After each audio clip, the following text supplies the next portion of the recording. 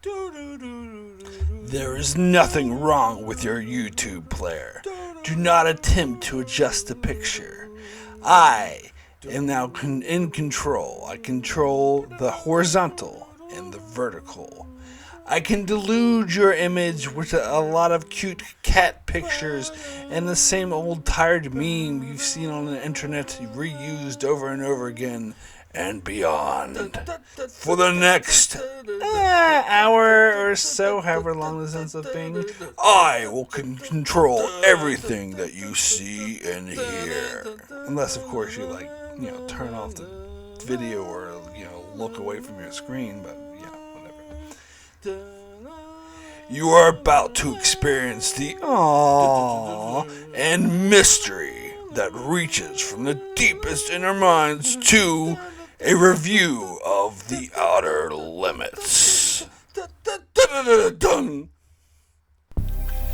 Hello and welcome to Enchantment of Eternity's review for The Outer Limits 90's version Season 7.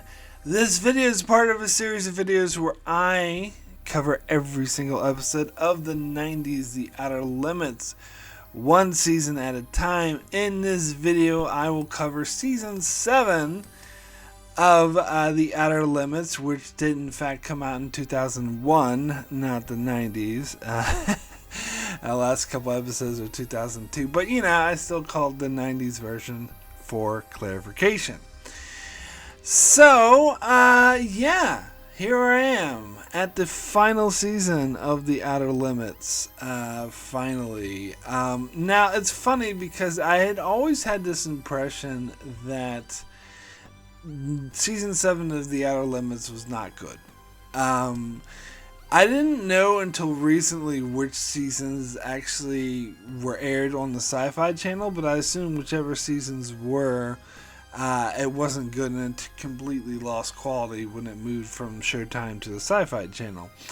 And it turns out that this is the only season that was aired on the Sci-Fi Channel. That the first 6 seasons were on Showtime. And so this was it. This is the only one. So in my mind, this was would probably, before I watched the season, I went in with the mindset, okay, this is probably going to be the worst season. It's probably going to be cheesy, over the top. Prepare yourself.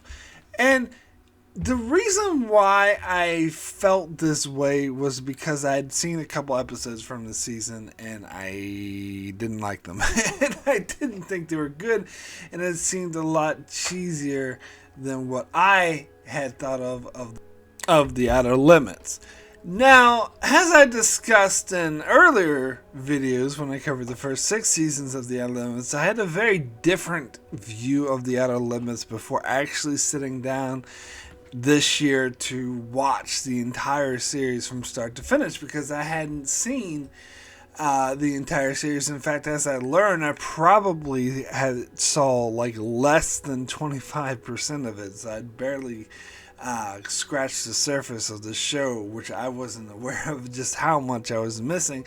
So I had the view I had of this show, which I'll get into in another video, but the view I had of this show was very different before this rewatch as to after. Although in more recent years I probably reshaped my opinion of The Outer Limits, and so it wasn't that far off from what what I found it to be when watching every single episode.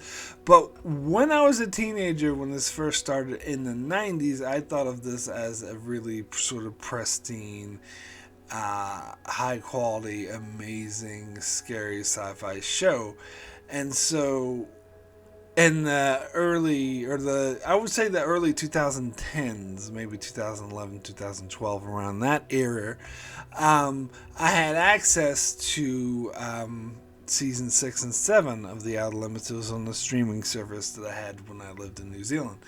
And so I watched a random episode from season 6 and 7. And the one I saw from season 6 was actually decent, but the one I saw from season 7 was cheesy. Here's the thing, and I'll cover this episode when I get to it. It wasn't a bad episode per se, but it completely blew my image of what I had in my head of what the Outer Limits was out of the water, and it wasn't this pristine, high quality, creepy sci-fi show. It was this cheesy, syndicated, low budget sci-fi show. Now, as I covered in the first 6 seasons, this show was actually a lot. The whole tone and shape of it was a lot different than that image I had when I was a teenager about this being a high pristine show. That it is actually a bit more low budget and a bit more like a typical syndicated show than I had thought. But this is something, as I said, I kind of, as I grew older in the 2000s, sort of got more and more of an understanding of.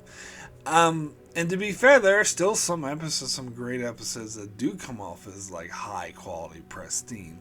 But when I look at the show as a whole, the thing I compared it to the most, and I never saw this until my rewatch, was this very similar to Stargate SG-1. Now, I knew before this rewatch that some of the same people, like most notably producer Brad Wright, had worked on both shows. And in fact, I think the same studio produced them both. You can tell they have the same composer for a lot of episodes. And there's just a lot of similarities. And I knew that coming in. I knew there were similarities between the behind the scenes of The Outer Limits and SG-1. But I didn't realize how similar in tone they were, and I think season 3 and 4 in particular, they strike me as very, very similar to Stargate SG-1, and so that completely reshaped what my image of the Outer Limits would be. So, getting back to season 7, I had this image that, this is when the show went downhill. But when it went to the Sci-Fi Channel, it turned it into a low-budget, syndicated, cheap, average sci-fi show. But that's a false assumption, because it's based off of the false image that I had of Outer Limits on Showtime being this high-quality, really high-budget, pristine show, which it never was. And so that was actually, there was always had this syndicated element to it. And so my final conclusion after watching season 7 is that it's actually not much different from the rest of the show. There's no vast difference. The quality did not go to complete shit when it moved from Showtime to the Sci-Fi Channel. It was pretty much the same show. For one, season 7 is not as cheesy and as bad as I thought it would be. It was actually a lot better than I thought it would be. And for 2, the first 6 seasons weren't so amazing pristine as I thought they were. They were a bit more like a low-budget syndicated sci-fi show than I assumed it was, but still good. And just like season 7 is better than I thought, so that's good. So basically, it's just like another normal season. It doesn't stand out as this huge, oh my god, this is so different now that it moved to the Sci-Fi Channel, sore thumb that I thought it would. It's pretty much the same show. Now, and so there wasn't, I don't even think I'd call this the worst season of the show. Definitely wouldn't call it the best. Maybe the second worst. I think the worst is probably still season 5. Maybe. I don't know. It's hard to say because every episode is its own story, and there's anthology show, so it's hard to judge it because each episode varies so different from quality to quality that you have to, judging a season as a whole is a bit difficult. But one thing I will say about season 7 is that I do believe and this is the first season of The Outer Limits I would say was like this, is I do believe that the first half of the season was better than the second half. Now, and season 5, I talked about how there were it was mostly bad episodes, but every once in a while there would be great episodes. So it's like the writers kind of were putting all of their efforts into these few great episodes, and the other ones they kind of didn't have time for, and just shot out as quickly as they could, which is just speculation on my part, of course. But with season 7, it's a different scenario where it's and again, pure speculation. I would say that it seemed more to me that the writers were on a roll at the start, and they kind of lost steam at the second half, and I was like, and they weren't able to pull it out. Now, that being said, not every episode in the first half was great. There were a few bad ones, and not every episode in the second half was terrible. There were a few good ones. But overall, I would say that the quality in the first 12 episodes was better than the quality in the next was it 10 episodes? Maybe I should split it in 11. Okay, first 11 episodes, and it was still overall good, and the second 11 episodes was overall not so good. And again, it's that's judging this anthology show because every episode is different. But that being said, there wasn't this massive drop in quality like I thought it would be. It's another season of The Outer Limits. There's really not that much difference. Although there's a few episodes that stand out as entirely different, which I do think is a result of it being on the Sci-Fi Channel. But I will get to those few episodes when I get to them. Anyway, let me go ahead and get into the episodes of Season 7 of The Outer Limits, and let me start with the first episode of the season, which is called Family Values. It features Tom Arnold, and when I saw Tom Arnold, I was like, Tom Arnold? And I was like, oh yeah, that's right. This came out in the early 2000s when Tom Arnold was still a thing. I would say 90's was more of Tom Arnold's thing, but this is when he started to fall out into obscurity, hence why he's on The Outer Limits. No offense to The Outer Limits, but it is sort of saying that, yeah. Anyway, so this episode's about this family guy who doesn't have enough time. He's a working man. He doesn't have enough time to spend on his family, and his his wife is saying, you're not spending enough time with the family, you need to do these chores, and his children are like, oh, you need to do this stuff. And so he sees an advertisement for a robot who can do all the household chores and take this huge burden off him. It's like, oh, this is great. So he buys his robot. His family is totally not on board with it, but then eventually the robot helps him out greatly, and his whole family makes friends with the robot, and then the robot starts to replace him, whereas his family starts to care more about the robot than he does to him, so he feels threatened by the robot and he tries to kill it and get rid of it. But it turns out this is all part of a massive conspiracy, and the makers of the robot are actually other robots, and it's this massive AI conspiracy to put a robot in every household to control the American family, to return to family values. And this episode was stupid. I was kind of on board for the concept at first, with, the whole Tom Arnold being like, oh, let's have this robot to take my chores. But the way the robot made friends with the family seemed entirely circumstantial, and even if because the wife was drinking a lot, and the robot was like, you shouldn't be drinking, and eventually she's like, oh, you're right. And I don't think that's how someone with an alcohol problem would actually react to someone telling them they have an alcohol problem. But anyway, and also this the teenage girl had this boy over who was taking it too far and wouldn't take no for an answer, and the robot came in and saved her, so she's like the robot.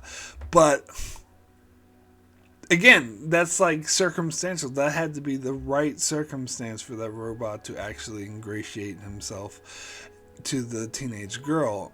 And I can't remember how he was teaching the boy how to throw baseball or something like that.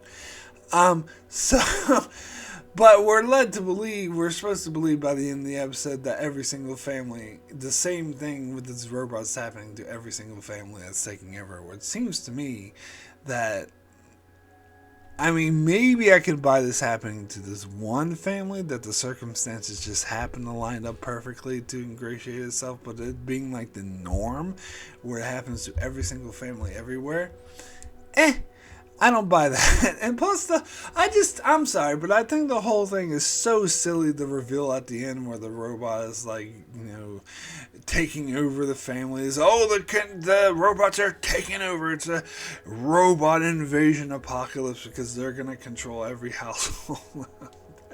I'm sorry, that's stupid. In general, I mean, maybe this is kind of my opinion, in the way I've always had, is there are some sort of robot apocalypse movies and shows and stories that I like. Like, I like The Terminator and The Matrix and a few others, mainly because The Matrix is so metaphorical. But in general, I'm not a huge fan of this fear of technology. This fear, particularly artificial intelligence. Like, I didn't really like 2001 because of that. It just seemed like, oh my god, evil robots. And as I said, like, if you do it correctly, and if you make an argument, or mainly make it metaphorical, make it reflect modern society, like The Matrix does, and you make an argument as to why this kind of works, you have to. So what I'm saying is you have to sell me on evil robot stories, because in general I think they're a bit flawed and just like fear mongering of technology. But if you do it correctly, you can sell me on it. You can be like, okay, I will excuse this because this is actually a good way to tell a great story and to make good metaphors and commentary on modern society. Or even if you don't make commentary on modern society, if you tell a good story and you justify the use of having evil AI. And this episode doesn't. Not in the slightest. It's plain simple. It's everything I hate about the evil robot story. And it's cheesy. It's so cheesy the way the robot's like, oh, and takes over the family. So, I'm sorry. So, when I said that the first half of the season was good and there were a few exceptions, this was the exception. It's the first episode, so it gives me a bad impression, but the season actually does get good from here. But this episode was not good. Alright, so let's get to the next episode, which is Patient Zero. So this is one of the episodes I had actually seen before. This was on the DVD collection I had about time travel, I believe, and it was the first time I saw it. And it's funny because I didn't like this episode when I had that DVD collection. I thought it was boring, and I didn't quite get it. And when I looked up on IMDb the top rated episodes, this episode is actually rated as in the top 10. It's in the top 10 of the 10 highest rated episodes on the IMDb, which surprised me because I didn't really like it. However, as I said, I always try to give every episode a fair shot when I'm watching it, and I watched it with an open mind, and I did actually kind of like it. I did think it was a good episode, and I can see why people would like this episode. But ultimately, I would have to say that this episode is an example of a good idea that was executed poorly. So this episode stars Michael Rooker, who can't remember his character's name from Guardians of the Galaxy, but it's the guy who said, "I'm Mary Poppins, y'all." But anyway, he was also in Walking Dead. He's been in a lot of stuff before that too. He's been around since the 80s, 90s, whatever. But anyway, so it's about, he's a time traveler who's from a future that's a virus is about to wipe out the human race, and there's a very few of them left, and he's traveling back in time to try to trace the virus back to its very first patient, Patient Zero, and kill that patient, so therefore changing the timeline so that the virus never happened, thus saving the future. However, he goes back in time and he finds patient zero, and there's this woman that he kind of, I don't know if I would go as far as to say fall in love with. Maybe you could say that, but it's more of he sparks a friendship with her and appreciates her and doesn't want to kill her. And so that creates complications. And eventually he does find a way to, he tries to prevent her from meeting with this doctor, who apparently them meeting is what causes the virus to happen. But in doing so, he actually meets with all the people who had the elements for the virus, so he becomes patient zero. So another time traveler has to come back in time and kill him in order to prevent the virus from happening. So yeah, that was a nice twist ending, and I think it kind of worked.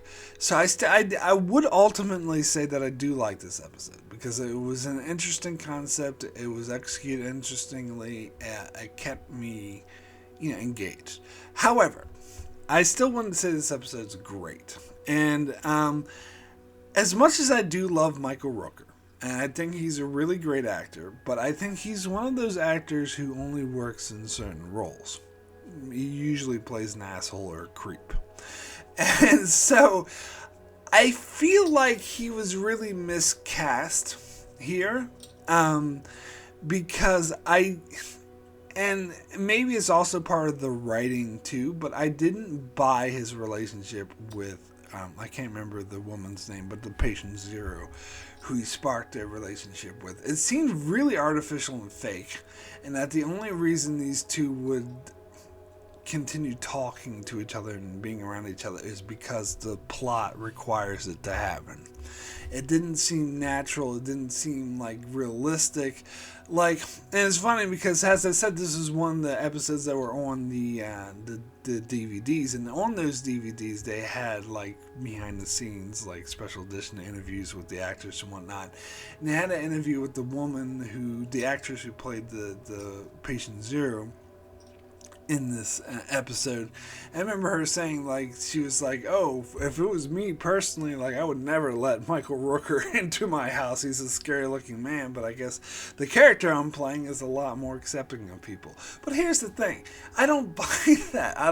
I think her instinct is the correct one. I don't think any woman, especially a single woman lives by herself, would let this scary looking dude who's acting really creepy too. He's acting really creepily. And that's why I think Michael Rooker, it's not just the way Michael Rooker looks, it's the way he acts and the way he behaves. He acts and maybe it's my influence because I've seen him play really creepy asshole and a lot of other things. But I take his behavior as being a really scary, creepy dude that I don't think any, single woman who lives by herself would let into her house. I mean, so the premise is that he was hit by a car and she feels sorry for him and wants to take him to a hospital. He's like, no hospital. So she takes him to her house instead. Bullshit. No, she doesn't. She takes him to the hospital. She's like, I don't give a fuck if you want a hospital or not. We gotta take you to a hospital, or I'll just call someone else. Or she calls an ambulance, or she calls the police, or she calls someone else. She does not take him to her apartment. I'm sorry, but she does not. and even putting that part of it aside, once he is there, as I said, the relationship they start to form doesn't seem natural. And I don't think it's the writing, actually. I do think that this really could have worked had a different actor played this character, and a different actor sort of could have sold this more. It had to be an actor who had more of a softer side to him, who came off as someone who was more sympathizing, who didn't look scary or creepy. I could kind of buy her feeling sorry for him and them sparking up and then her opening up. But the way Michael Rooker played this character is he's just like, no. Yeah, he barely talked. He just grunted and just gave one-word answers. And sometimes he got into irrelevant conversations, but for the most part, he was very standoffish. And she seemed going out of her way to build a rapport with him.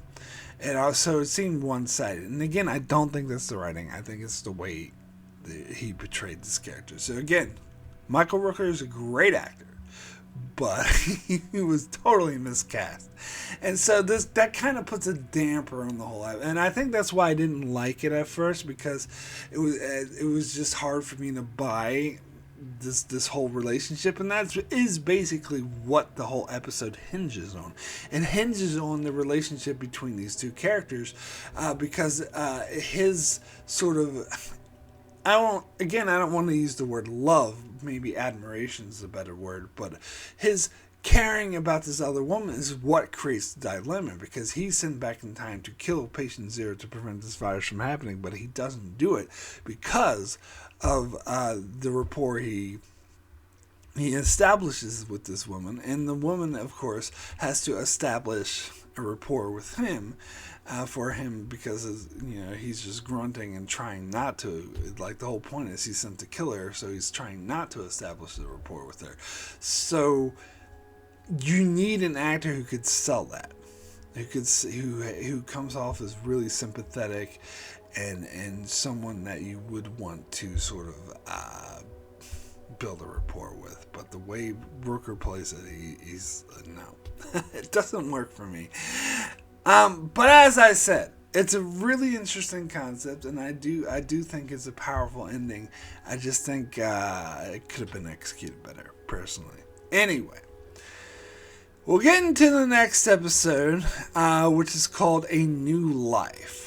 Now, this is an interesting episode because it focused on a cult, and usually I hate episodes about cults, no matter like whatever TV show, whatever random TV show it does.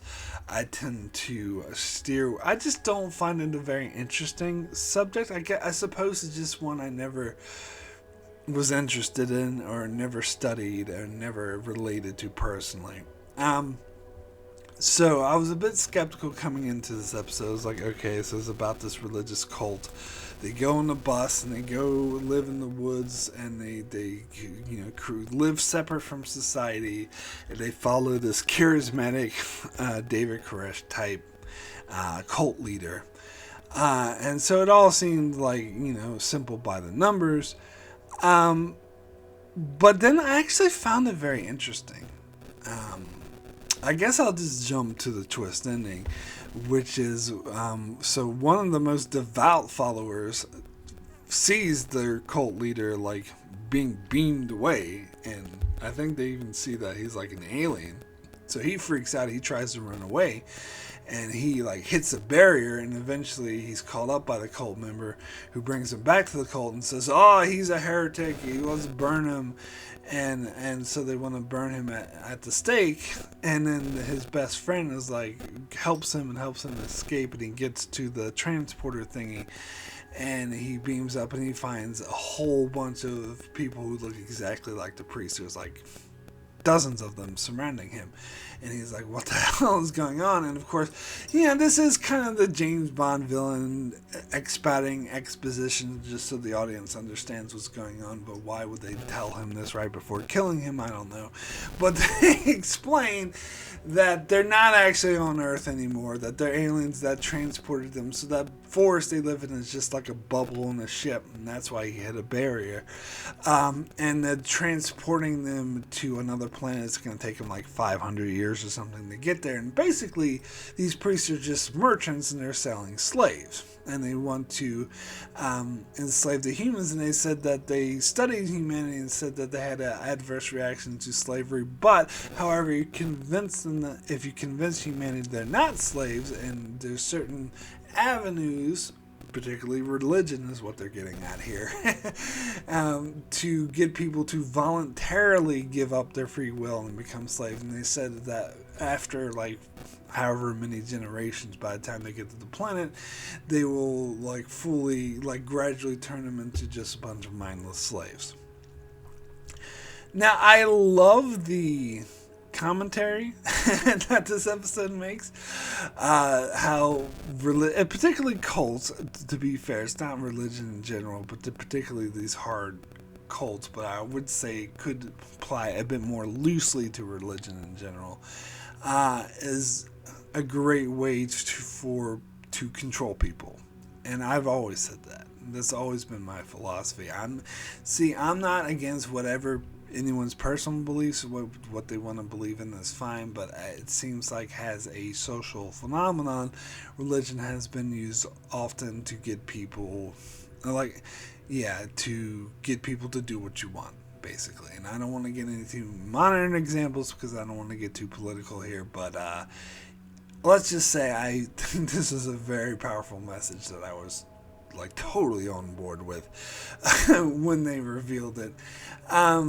And plus, I thought that was a pretty dark ending too. And you kind of feel like, because you feel sorry for these people because you realize that there are normal people and they did just want the best. They were promised a good life. Like that one dude who was friends with the guy who ran away was reluctant to come in the first place. And by the way, they burned him alive at the stake after he helped the other dude escape. And so you feel bad for them, and you feel sorry for them. But you see how they're kind of victims, that they were sold on this lie, and how they turned like the rest of these who are also probably good, decent people, just want the best from themselves. They turned them into mindless followers who burn people alive out of the stake for no good reason. So, yeah. I like this one. I thought it was a pretty powerful episode. Maybe some of the religions, the cult stuff towards the beginning of the episode kind of bored me a bit. But ultimately, yeah, I thought it was a pretty good episode. So then we get to the next episode, which is Surrogate. This episode featured an actress who started the whole entire time. I was like, oh my god, she looks so familiar. Who is she? Where have I seen this actress before? And it was eating me up the entire time I was watching this episode, and I finally looked it up.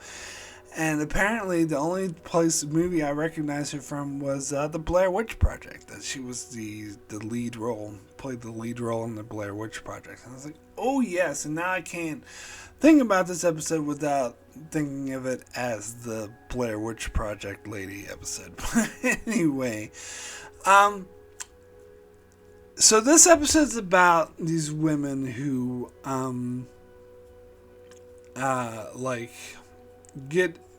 who agree to be surrogate, who agree to get pregnant for couples who can't have babies, and it seems like a normal thing.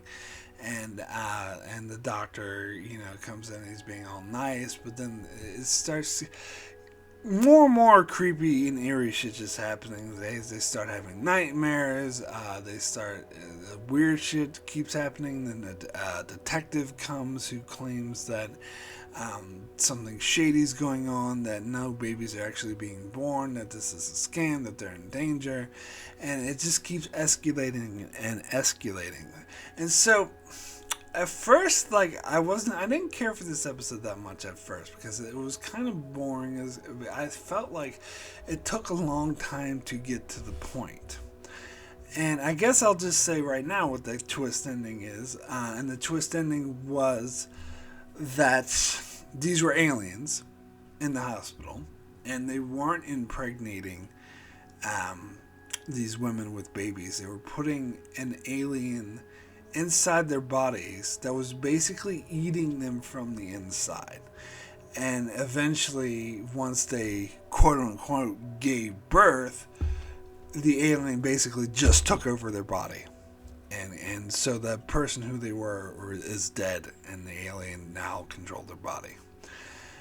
So it's basically a parasite that was eating them and killing them off slowly from the inside rather than being pregnant. And this episode really stuck with me. I kept having nightmares. Maybe nightmares is too strong of a word. Maybe dreams, but they were creepy dreams, so maybe nightmares works. And I just kept thinking about this episode, and it finally I finally came to terms. I finally realized that there's a story that really sits with me this long, that really invades my thoughts and really makes me think about it all the time, then it's a good episode. Then it's a powerful episode. And the more I think about this, I think this is one of the better, most effective horror stories I've seen. Now, if you don't know my relationship with horror. I'm not a huge horror fan. I don't typically like horror movies.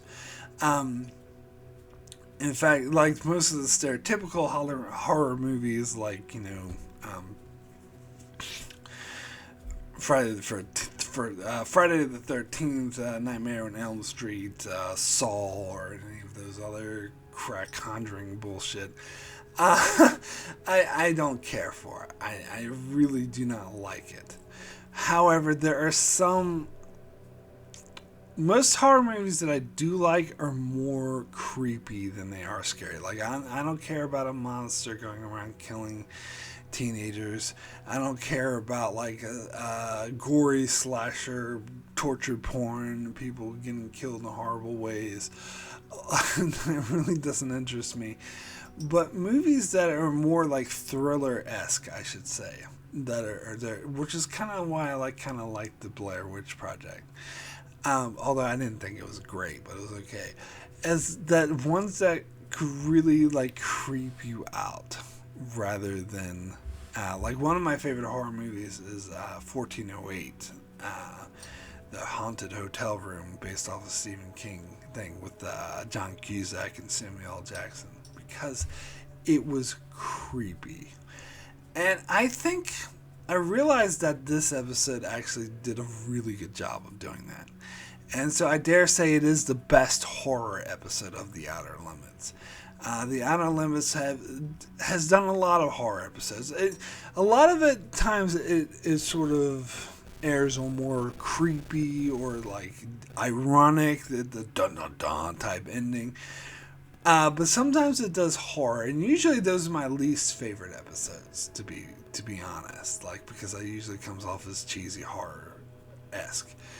But this I actually think is effective horror, because especially the way I was just describing it, the concept of these women who are getting pregnant for money, basically. Like, the main character is like, she's an artist who's very poor, down on her luck, and I think they do a good job of characterizing her. And I think that's the power of this episode, that it is such a slow-moving character story. It does really get you to sympathize with her. And then the twist being that she's not actually pregnant. She's actually being eaten alive from the inside, and that the doctor, who seemed like the nicest guy in the world, who's played by the same dude who played Kieran McDuff on that episode Conundrum on Next Generation that I just reviewed. He was in, I think he was in a couple other episodes of The Outer Limits as well.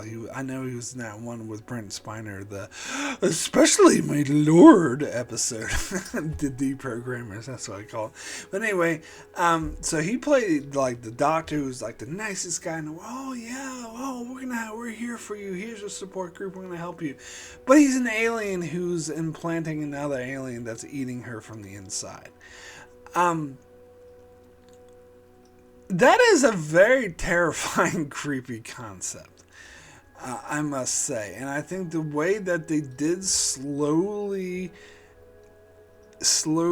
like reveal this, how it was just more creepy stuff would pop up throughout the episode until it accumulated into the terrifying ending where she quote unquote gave birth, where she basically saw an image of herself, which was basically the alien inside her saying that basically, I'm eating you alive, ha ha ha, right before she dies. I mean, that's fucking terrifying. And it didn't sound as cheesy as what I just said. It was actually much better in the episode, just for clarification for those who hadn't seen it.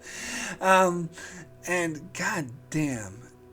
And I do think she's a good actress, to be honest. And I think that was a great performance. And so the more I think about it, the more I really like this episode, and think it's actually one of the better examples of any horror story I've seen, because horror is a very hard sell for me, because I'm not a fan of horror. But the way you sell it is by creeping me out, and this totally creeped me out. Now, the one flaw I would say in this episode is that The Outer Limits has a format where there's a teaser that comes on before the opening credits, and the teaser always has to end with something shocking. Da, da, da. It's very similar to the X-Files in that way. The way that the X-Files would have like some weird alien shit happen in the teaser, and right as the alien shit's like at its height, it has someone's being killed or someone screaming and an alien appears or something, it will cut to the opening credits and go dun dun dun dun, dun, dun, and that's kind of like the selling point of the X-Files, which I actually loved. I actually thought that worked. And the Outer Limits does something very similar to that, where it also has a teaser. It's not always aliens, and sometimes it's not always horrific. Not in the way the X-Files was, but it always has to have a teaser that ends on something like a dun dun, a big suspenseful thing, and then they cut to dun dun dun dun dun dun dun, and it has that creepy. It's very similar to the X-Files, where it has that creepy effect. If you go straight from crazy alien shit happening to dun dun dun dun, there's nothing wrong with your TV. Like that's one of the things I love about the Outer Limits that I think it does best. However, I think it does a disservice to this episode, because this episode works a lot better because you don't know what's going on. Because it seems like a normal everyday, they're just, surrogates giving birth for parents who can't have birth. And by the way, the parents who were having the child, they're also aliens who were deceiving her. But anyway, but yeah, so the strength of this episode is that you don't know what's going on. And so the problem is, for that teaser, they needed a hook. They needed something to tell the audience that some weird alien shit was going on. And so they had a scene where they, impregnated her, and they showed the doctor, Kieran McDuff, and the other nurse or other doctor that he was working with, like behind closed doors, and they show the ultrasound, and it's actually this weird squid looking alien thing. They go da da da, it's done, and then they cut to the do do do do, the opening credits of the Outer Limits, and that is effectively creepy. But the problem is it gives away too much too early. That I think, because going through this episode, I knew some weird shit was going on with her. I knew there was some kind of alien or some weird squid shit in her instead of an actual baby. And I think that actually deflates from the power of the episode a bit. I think that the episode would have been better served had they not did that. And instead, like, they waited to reveal to the very end that they're aliens. I think that would have been a lot more shocking and a lot more powerful, because you kind of knew from the beginning, because of that teaser, that there was some alien shit going on, some creepy. Now, you didn't know exactly what, to be fair. You knew that there was some weird squid shit, but you didn't know it was like eating her from the inside and taking over her body. But you definitely knew that something, and I think that's probably why the episode felt slower to me, because because I knew that information from the beginning that there was an alien inside her. It felt like it was taking too long to get to that point. I already know this. Why are you taking so long to actually show it? So I actually think the episode would have been better had they not revealed that. In that way, I wouldn't have that expectation of, you're taking too long to get to the point. I would just be following these characters and the character story and getting to know them, which is what the strength of the episode is. But they needed to have that hook for the dun-dun-dun, do-do-do-do-do, which, as I said, for most of the show does serve it very well. But for this episode, I think it did a kind of a disservice. But I still really like this episode. I still think it's the best horror episode the show's done. Anyway, let me go ahead and move over to the next episode, which is The Vessel. God, what episode? I can't even remember this episode. Oh, this is the episode with Kirk from Dear John. At least that's where I know him from.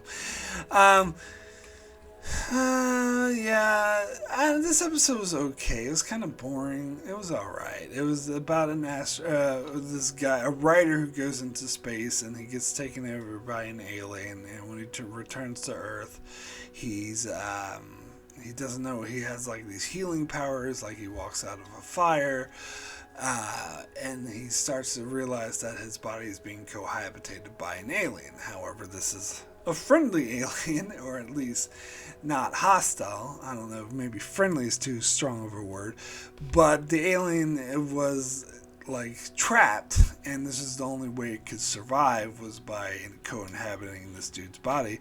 But they can't share their. He's dying. They can't share the body for much longer, and so one of them must die. In the military, of course, they want to kill off the alien because they think it's a huge threat. So the alien tells him how to kill him off, because he realizes that he can't, that if he stays in there, that the writer will die, and he doesn't want to be responsible for his death. But big twist reveal, dun dun dun, they didn't actually kill the alien, they actually killed the writer guy. And at first I was like, oh, come on, that's stupid. But then when they revealed that it was the writer guy's choice to die, that he purposely sacrificed himself so that the alien could live, that made it better. Like, if it was like the alien would lie to him and deceiving, that I think would be dumb. But I actually liked it better that it was his own personal choice, because he had lost, I believe it was a daughter, and he was still suffering from that loss, and he lost his wife after their daughter died, and so I kind of didn't really want to live, and also he felt like sacrificing himself for a good cause would something that he wanted to do. So the way they sold that personal story, I really bought it, and I thought worked. So that ending did kind of save the episode for me. But it was okay. I mean, it was okay. Anyway, let's get into the next episode, which is Mona Lisa.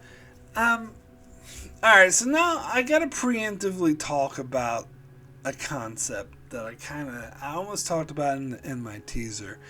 And I'll mainly get to it when I get to another, because there's another episode much later in the season that was on the DVD, and in the DVD extra for that episode, they mention how in season 7, they did a lot of episodes that were meant to be sort of pilots.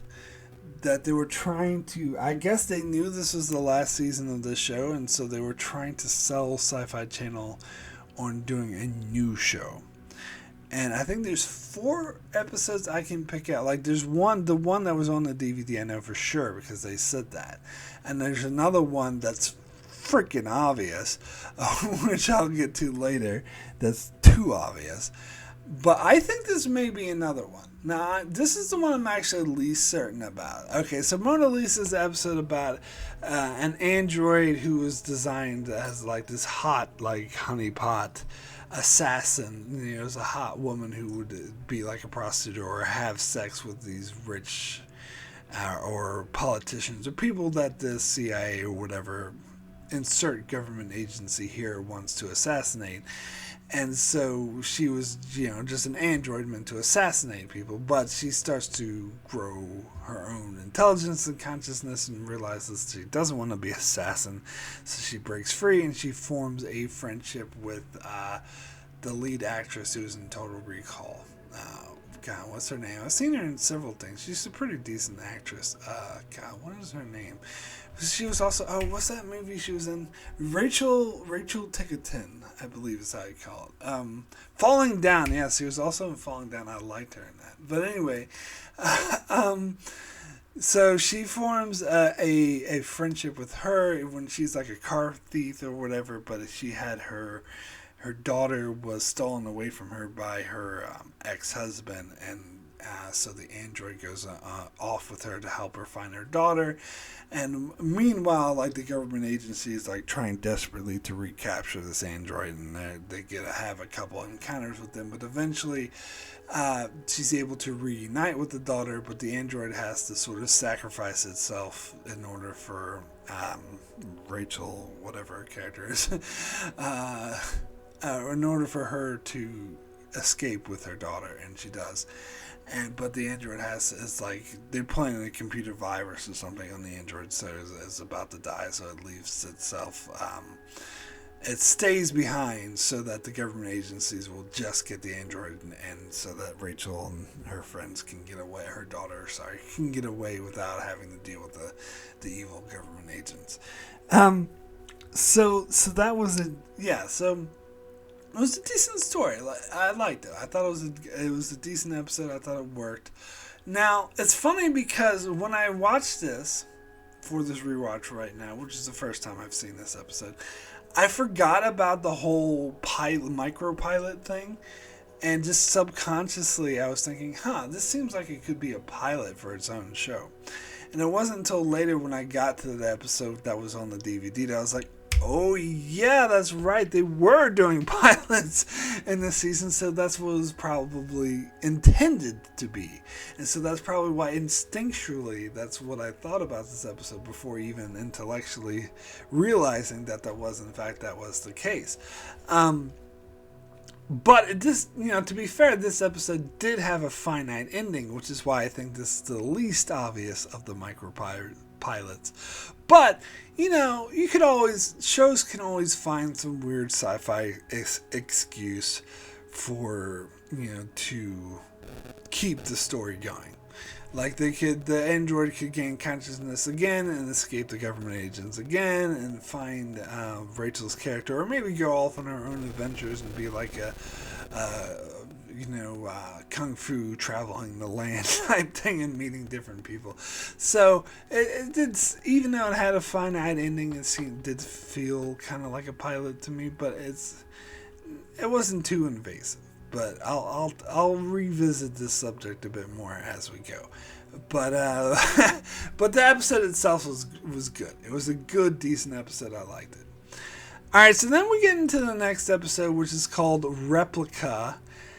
I like this episode. It was okay. It was good. I mean, it's rated as like in the top 30 on IMDb. Now, granted, that's not the top 10, but I still think that's a little bit too high. I don't think this episode was that great. But so it's got that same actor who's appeared in Outer Limits several times now, but I recognized him from The Expanse, where he played Captain Martins in season 2. The Martian captain who was like interrogating Bobby Draper and trying to get her to lie. Anyway, I always see him as that guy. Anyway, he's in this episode again, and he plays this scientist who's married to another scientist, and they work with cloning technology, and they find a way to clone human beings, but their boss is like freaks out, and he's totally against it. He's played by the actor who played like Samantha Carter's boyfriend and SG-1. I can't remember what context he was. I think he was part of this one alien race. I can't remember what they were called, but she was kind of like one of Carter's boyfriends. But anyway, he is totally against cloning. He freaks out. He's like, cloning's illegal. Don't even talk about this. Don't try to do it. I'm going to shut your whole project down. It's a very common Outer Limits thing. This happens a lot. Scientists makes the discovery and their boss freaks out and try to shut the project down. But the scientist wants to have this done anyway, so they go do it behind the boss's back. This happened like dozens of times throughout the show. However, in doing so, the wife, I'm trying to remember her name because it was actually very important to the plot. Nora. Yeah, that's it. Nora maps her own brain. Like, they don't intend to actually create a clone, but they were just mapping the brain to make it possible. But in doing so, she gets put in a coma. And so the guy lies and said, she got put in a coma for a skiing accident or whatever, but basically it's for trying to get a clone. So eventually her situation's hopeless, and the doctors who are looking after her suggest that they just pull the plug, as they say, and because that she'll never recover. And so the husband, Captain Martins, is very depressed, and he goes to his assistant and says, "Hi, we have her brain on file, so we could actually clone her. That way I don't have to lose my wife, so that way I could take her home and actually, pull the plug, but then tell everyone that she made a miraculous recovery and just bring out her clone, and so she can live her life." And I think it was pretty obvious where the episode was going to go from here, is that after they create the clone, the actual Nora does in fact make a miraculous recovery, and now there's two of her, and now they don't know what to do. And so they freak out and they try to trick each other. Like the clone Nora tries to pretend to be the real Nora and tries to trick him, but he figures it out. And so they're stuck and they don't know what to do. And so they were going to try to kill her, but then they're like, no, I can't bring myself to do it. And yeah, this is wrong. I can't force her to. They want her to like move away and start a new identity and change her appearance or whatever, but she doesn't want to do that. And so they come up with a brilliant solution, like both Noras at the same time are like, of course. And their brilliant solution is to clone Captain Martin's, or, her husband. And so now that the clone Nora can have a clone Captain Martin's, and so there's two of them, they show the two couples on the skiing trip, like we're hanging out and they're laughing together. Thing is I don't really buy that ending. I don't know. Maybe I've seen too many of these horror out of limits episodes, because this is supposed to be like a happy ending. Oh, they found a solution and they're okay. But I kind of think that the clones, like, are they gonna share like the life? Like, it showed the clones were like on a skiing vacation while the real, couple went back to work at the lab. But it seems like these clones, if they're they're like these people, and these people seems like they wouldn't be content not doing their work. Like they live for their lab work. So it seems like they wouldn't be happy just skiing their whole lives away, if you know what I'm saying. And so do they take turns? And if they take turns, wouldn't that be a really problematic arrangement? And I could just see the clones like being like, oh, we're sick of having these people alive. I want my full life back, and then just killing the couple. I don't know. Maybe I'm being too cynical on that one. But the ending seemed kind of a bit contrived, or a bit forced to me. I was like, is it really a happy ending? I don't know. Anyway. Let's get to the next episode, which is Think Like a Dinosaur. And I really liked this episode. Now, this had this actor who I've seen in a lot of things, but I'm most known for being from Galaxy Quest, playing the alien, being like, we need your help. Like, I kept saying that every time I saw him. But anyway, it's set on, like, it's in the future, where apparently Earth has allied itself with these aliens that look like dinosaurs, so hence the title of the episode. And these aliens like live on a planet like light years away, but they have this technology that can instantly transport people to their home planet, so they're allowing human beings to come visit their home planet. But in order to do so, they had to go through this really weird process, and that's what this episode's about. Was the Galaxy Quest guy who works at the transport station that's on the moon, that will transport humans to the planet of these weird aliens, and he works with the aliens and their technology, and he basically has to prepare the human beings in order for this process, because it's a very sort of could be even traumatizing process. It's a very horrifying aspect that's painful, and they have to like prepare and drink all this stuff in order to but apparently part of the process is that it actually, and I'm not sure exactly how this works, but it kind of duplicates the person. And it sends like a duplicate copy to the alien homeworld, and a duplicate stays behind. But part of the alien sort of ethos and their ethics is that they cannot allow more than one copy of a person to exist. So part of the thing is they have to incinerate the duplicate that's left behind. In fact, the aliens refer to it as a redundancy. And I'm a bit unclear on if that's an actual person, or if it's just a redundancy, or who is the actual real person. Are they both the real person? This is like a Thomas Riker situation, but only one of them's allowed to exist. That does seem like pretty terrifying. It reminds me of The Prestige. Spoilers for the ending of The Prestige, where the dude found this transporting device, but it created a duplicate of himself, and he would like kill the dude, drown the duplicate every night he performed the magic trick.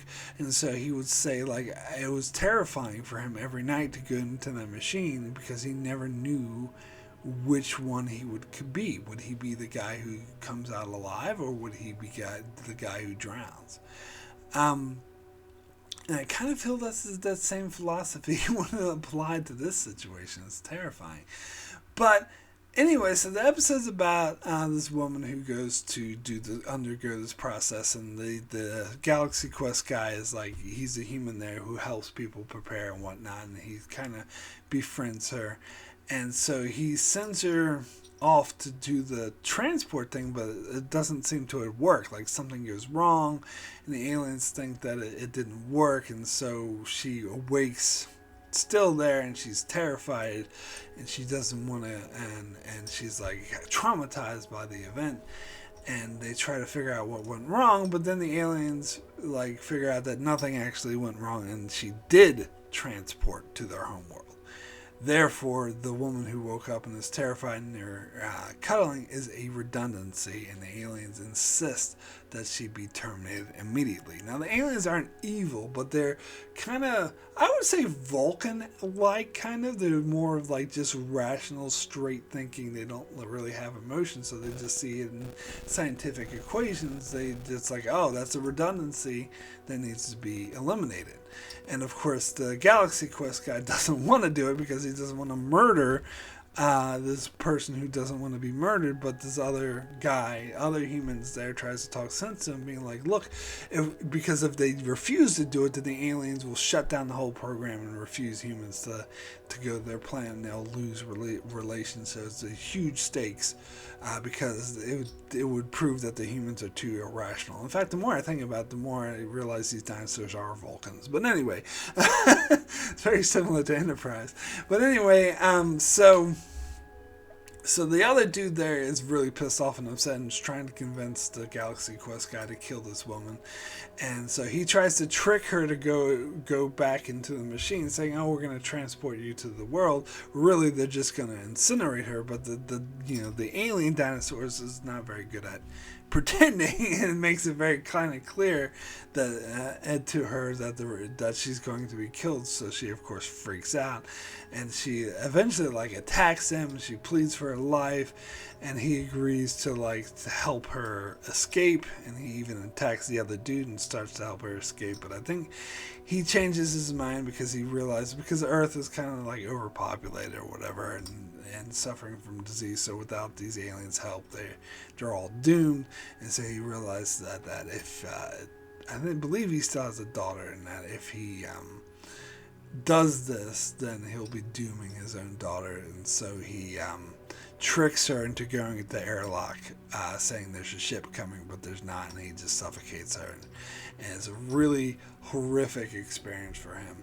And then they cut to a year later when the actual woman who went from the copy, whatever, or the real one, again, I don't know who's to say which is which, came back from the alien planet. It's like, oh, I remember you were such a nice guy. And he was just kind of really jaded. It's like, I'm sorry, I don't know who you are, which of course he did. But he was traumatized from that own experience that she wasn't even aware of, that he had to murder her duplicate. I think that was a very powerful episode. I think this is one of the more high quality ones. I think that that's a really interesting concept. Now, this is based off a short story, and it does seem like most of the best episodes are based off of short stories. And I like how it's mostly character based, and it's mostly about the Galaxy Quest guy. We need your help. About him coming to terms with having to do this, and how it affects his personal character, and how it's something that he'll have to live with, even though he basically deceived and murdered a woman, but it's what needed to be done to save the many. And damn, it's like, yeah, it's just a very, very powerful episode, and it's very well acted, and well executed. And yeah, I just think it is great. I loved it. Anyway, we'll get into the next episode, which is called Alien Shop. Now, I think this is another one of those micropilots. That it featured the same actor. It's the actor who appeared in The Outer Limits the most. Like, he's in The Outer Limits all the fucking time. He's most known for playing the time traveler Prentice, who appeared in Tribunal, and then again in Gettysburg, and he appears later in the season as Prentice, which I'll get to. But he plays a different character here. He plays an alien who runs this like, it's very Needful Things-esque, but kind of like less of a horrific twist to it, more of a teach you a moral lesson spin to it. So basically, he runs this old shop, and he has like magical items that will basically teach people who come in a lesson. And so what happens in this episode, we follow this dude who just his fiance or wife, I think. Wife is just pregnant, and they're about to have their first kid. But he was an ex-con, and he is poor and down on his luck, and apparently like his in-laws don't, have much faith in him and don't think he's any good. So he's trying to like find money and prove himself. And so when he ends up in the shop, the alien gives him this magical wallet. And the magical wallet will have it so every time he touches someone, what's in their wallet, and the person that he touched will transfer magically into his own wallet. So, of course, he uses this to go out and buy a lot of extravagant things, and he changes into a different person, and eventually he ends up, alienating his wife, and he tries to steal money from his friends he has at a bar who just won, like, a huge bet. And by transferring the money, he actually transferred the dude's cancer into him, so he was getting cancer and he was going to die. And he went back to the alien shop, and then all of a sudden he was transported back in time to when he first got the wallet, but he retained his memories. He's like, oh, this is the lesson I was meant to learn. And he says, this is my wallet, and gives it back, and goes out and does the right thing, and gets a job, and straightens up.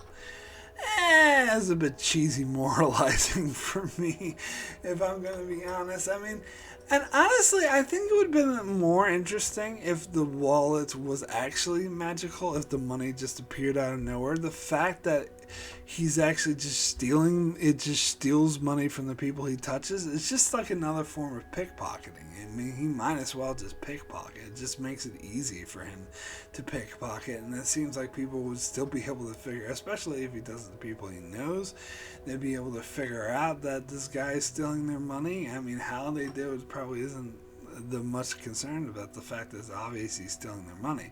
So I don't know. That's just me. To me, this would have been a more interesting episode if the wallet was purely magical and the money just appeared out of nowhere. Because that would be a more interesting dilemma to me. Because in that case, you're not actually stealing from anyone. You're not taking anything away. You just have this unlimited amount of magical money. But then again, it's still not yours. It's still not something you earned. And it's still showing how money would corrupt him and how he still needs to straighten his own life out rather than relying on easy gimmicks. So I actually think it would have been a much better episode that way, personally. But anyway, I think this is another pilot because I think I could see this being like an ongoing show with the alien shop, and they encounter a different person every time. They learn a different lesson. I don't think it would be a very good show. And which is, none of these micropilots or whatever actually got picked up by Sci-Fi Channel, by the way, of course. But anyway, so this episode's kind of, Anyway, getting to the next episode, which is called Worlds Within. I don't know. This episode was another okay episode. It was about this woman who's terminally ill comes to work. She's a scientist, and I think she's an astrophysicist, and she goes to work at this project from her former boyfriend or former ex, who, or that's redundant, former ex. He's an ex, but regardless, ex-boyfriend who is running this project and recognizes her as a brilliant scientist, so brings her aboard to help. And they had this weird, like, thing. I'm still not sure what the hell it was. Maybe it was born out of radiation, but something to do with Chernobyl, I think.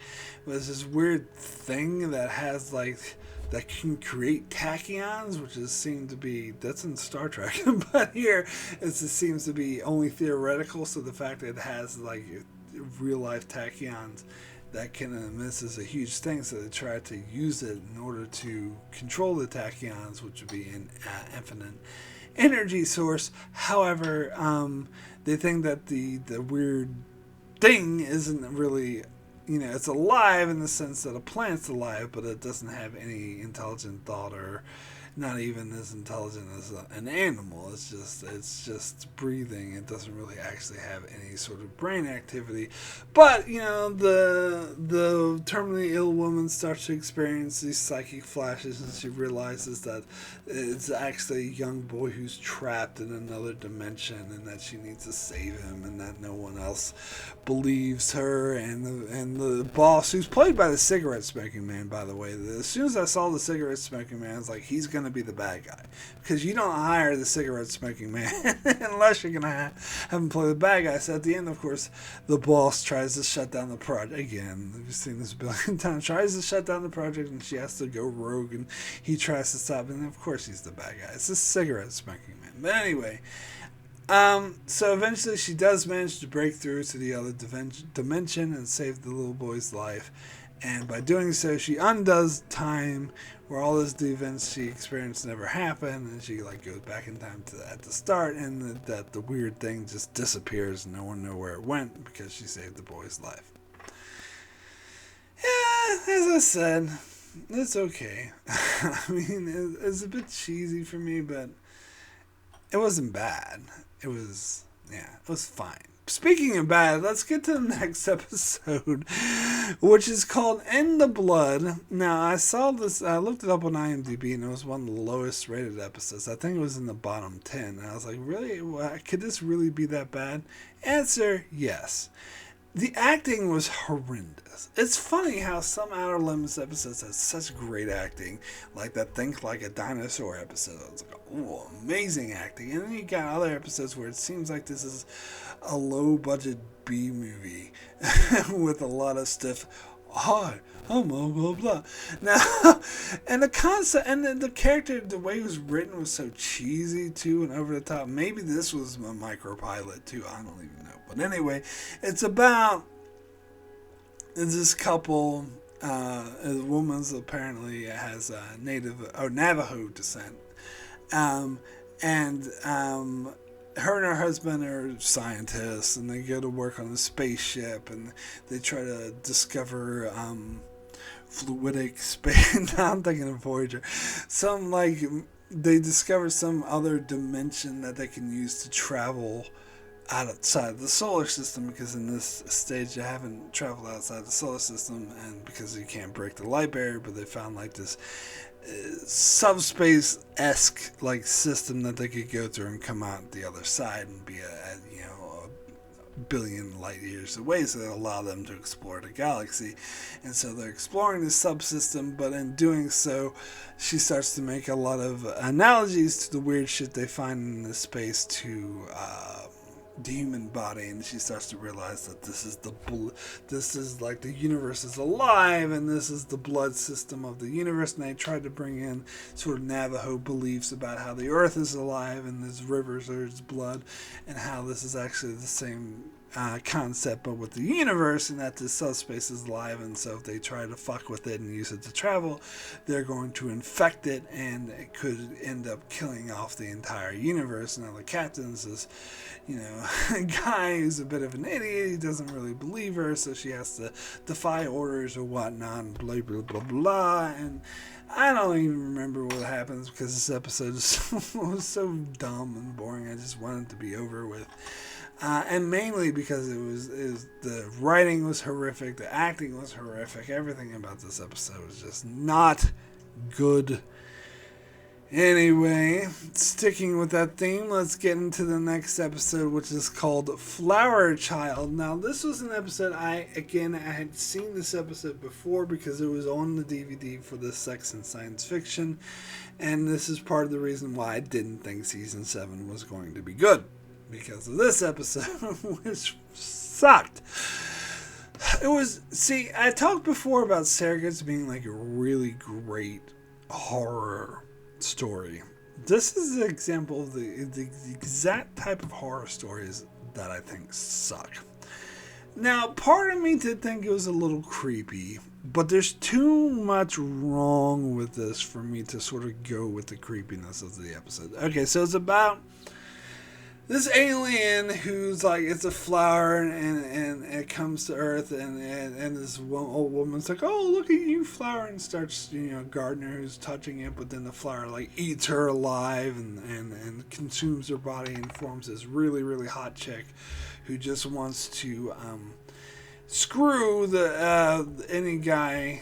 Well, not any guy, because there's this plumber dude who comes by and he's not good enough for her, so she kills him. But there's this other guy who is the dude from Mallrats. He has a fiance, and she has the hots for him, and she keeps trying to seduce him, and he's like, no, I got a fiance, I got a girlfriend, blah blah blah, and he keeps pushing her off, but eventually he gives in to her, and they have sex, and he starts to get sick, and they find out that she needed to like fertilize herself with another human in order to create this master race that's going to take over the Earth and wipe out the human race. And the episode ends with her like opening her mouth really wide and spitting out all these seeds that fly all over the place. They're going to be aliens that take over the Earth, and it's all because he cheated on his wife. How dare he cheat on? And this episode has such a strong cheating is bad message to it that I think is terrible. Now, cheating is bad, I will say, but it's a bit more sort of complex in the way that this episode presents it. And also, you can tell like he was a good guy who kept refusing her, but eventually and it seemed like she used like pheromones, so she kind of cheated to seduce him.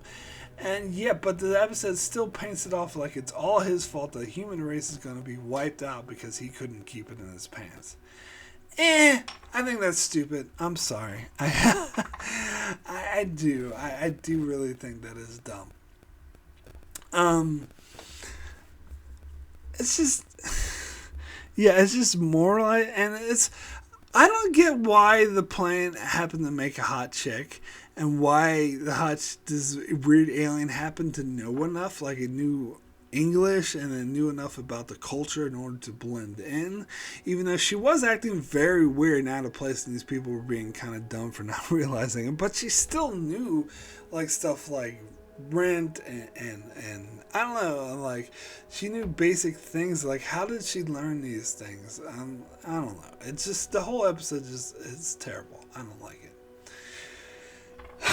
Anyway, let's get into the next episode, which is called Free Spirit. I think this is another one of the lower rated episodes on IMDb, and I don't think it was that terrible, but again, it was kind of cheesy. So it's about like they ran these experiments on these people. They're trying to remove the consciousness from the body, but then for some reason the government decides to, or the corporation, I believe, that's funding the experiments, decides to end the experiment immediately and kill off all the subjects. Which, okay, that seems a bit drastic. And for some reason, most of the people involved in this experiment happen to be working in a mental institution years later, and the consciousness, apparently, after years of one of the people who were killed, the consciousness survived, and he goes on a revenge kick, and he starts taking over the bodies in order to sort of taunt this one main doctor who was the one who pushed the button that killed him. And she was actually felt guilty about it. She didn't want to do it. She was ordered to do it, but when he confronts her about it, he's like, well, you still did it, even though you didn't want to. I don't know. It's had a Thing, in the movie The Thing kind of vibe to it, because they were snowed in and at the hospital, so they couldn't leave, and so they were trapped in this location. There was a thing going from body to body, taking over people and murdering them. I don't know. It seemed like I didn't like it, because it seemed like this thing was unstoppable and it was going to get his revenge on her. And eventually it doesn't kill her. It actually frames her for murder, so she goes to prison. Which is, I guess, ironic. That's where she belongs, for killing the people. But I don't know. But the thing, the spirit thing, whatever, was unstoppable. And it remained unstoppable. And it was unstoppable. And it won. Boring. I don't like it. I don't like that plot structure where you have this seemingly invincible, unstoppable foe that is in fact unstoppable and invincible and wins. That's not interesting to me. I don't like it. Next. Alright. So next episode is Mind Reacher. Another episode. Again, these scientists running his experiments that gets shot down. Not every episode, but it happens so much in the Outer Limits. It's like, come on, guys. Come up with a new shtick. It's getting a bit repetitive. But anyway, in this case, they have the ability to... I don't even know what they fucking do. They breach your mind. So you can go into this virtual environment that allows them to communicate with people. Actually, it reminded me a lot of that Mark Hamill episode that was in season 2 that I thought was terrible. Apparently, that's one of the highest rated episodes on IMDb. I thought it was terrible.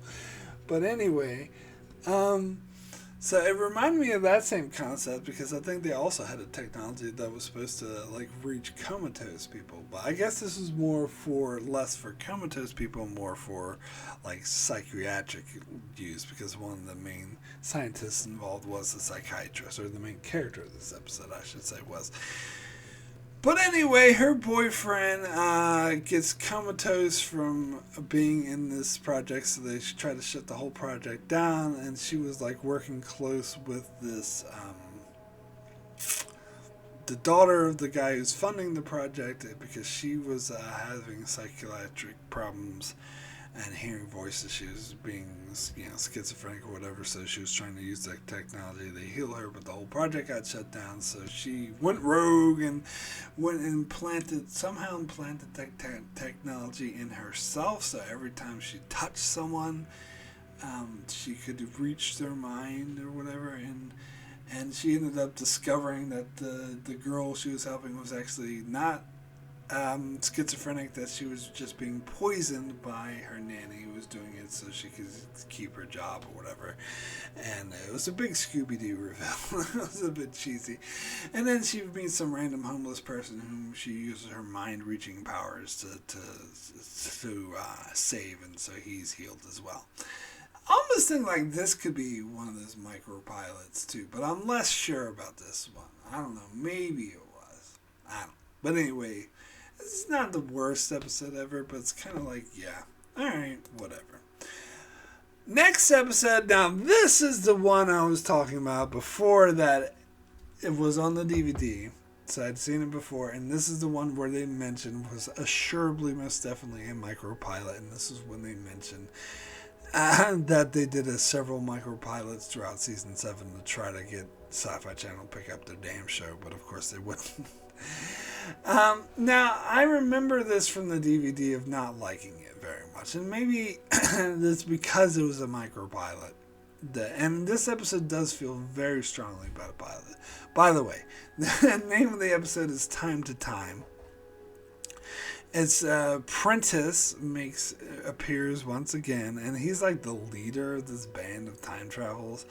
He's a totally different character in this episode. He's like this harsh sort of leader, mentor type, which he doesn't come off as at all in the previous two. Especially not Gettysburg, where he comes off as completely incompetent and has no regard for human life.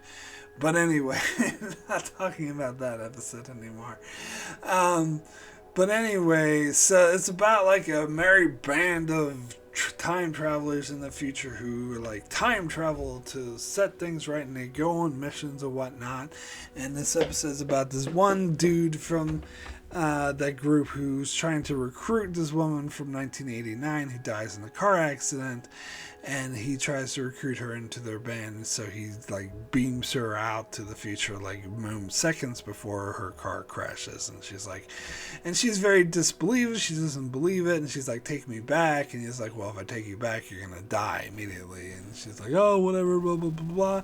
And so he wants to prove to her that time travel is real. So he says, name your time. So she says like some date in 1969. So he takes her back there, but then he realizes that's the day that her father died, and her mother was like depressed over her father's death, so she tries to prevent it and go rogue, which is against the rules, and she ends up like altering the timeline so all these people didn't exist and whatnot. So the dude has to talk her into it because they thought that she thought that her father died while setting a bomb, but really he died trying to disarm the bomb, and so that if he doesn't die by blowing up the bomb prematurely, then the bomb's going to go off and kill a bunch of people, and that's why. And one of the people it kills, found this miracle cure that saved a lot of people, so it like ricocheted, so all these people never existed. Now, the time travel logic they use in this episode is really wonky and doesn't work because one of the people in the future disappears when this happens, when they reappear once they reset the timeline. That's like Back to the Future time logic, which I don't think actually makes much sense.